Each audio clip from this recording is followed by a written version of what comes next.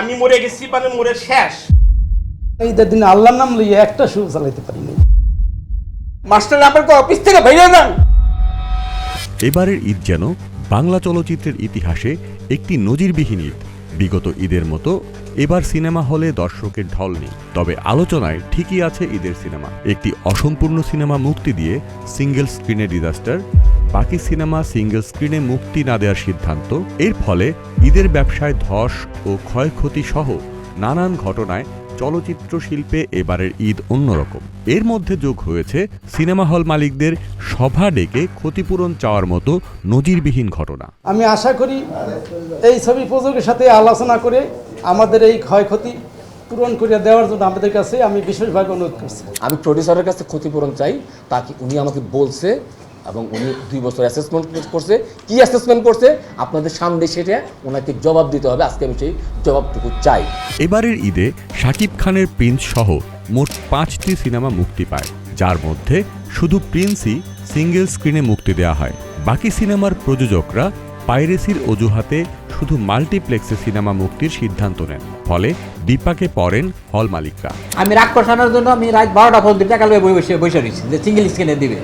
ফুস্টার নাই, ফুস্টার আসতেছে আরো কয়েকটা হল লইয়া আমরা বসে রয়েছি, যে 15টা হল লইয়া বসে রয়েছি যে রাক্ষস ছবিটা আসুক, তারপরেও সাকিবের সাথে আসুক, কিন্তু সিঙ্গেল স্ক্রিনে দেয় নাই।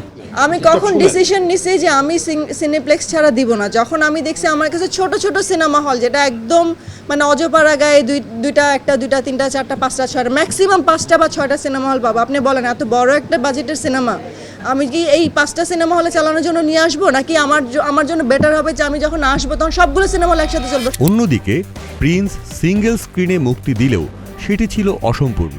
বেশিরভাগ সিনেমা হলে টেকনিক্যাল কারণে সিনেমার শো চালানো যায়নি, ফলে চূড়ান্তভাবে ক্ষতিগ্রস্ত হন হল মালিকরা। এমনকি সিনেমা হল ভাঙচুরের মতো ঘটনাও ঘটে, ফলে তারা প্রিন্সের প্রযোজকের কাছে ক্ষতিপূরণ দাবি করেন। 12টা বাজে যদি ছবি পাইতাম, ফ্লপ হইতো 2 টাকা কামাইতাম, 1 টাকা কামাইতাম, 50 টাকা কামাইতাম। আমি এত করতে পারলাম না কেন? ক্ষতিগ্রস্ত হল মালিকদের সভায় উপস্থিত ছিলেন ঈদের সিনেমার প্রযোজকেরা, ছিলেন প্রযোজক প্রতিনিধিরাও। সেখানে তোপের মুখে পড়েন তারা। প্রিন্স প্রযোজক জানান তার ক্ষতির পরিমাণ, তবে প্রিয়তমার প্রযোজক আরশাদ আদনান দায় চাপান হল মালিকদের। আপনারা যদি রিস্ক নিয়ে গর্তে পড়তে চান, কেউ তো আপনাদের ঠেকাইতে পারবে না। আপনারাই পড়ছেন গর্তে, আপনারা জানেন না তা তো না। আপনারা জানেন 16 তারিখে সার্টিফিকেশন বোর্ড থেকে সার্টিফিকেট পাইছে, কিন্তু 17, 18, 19 শুটিং করছে।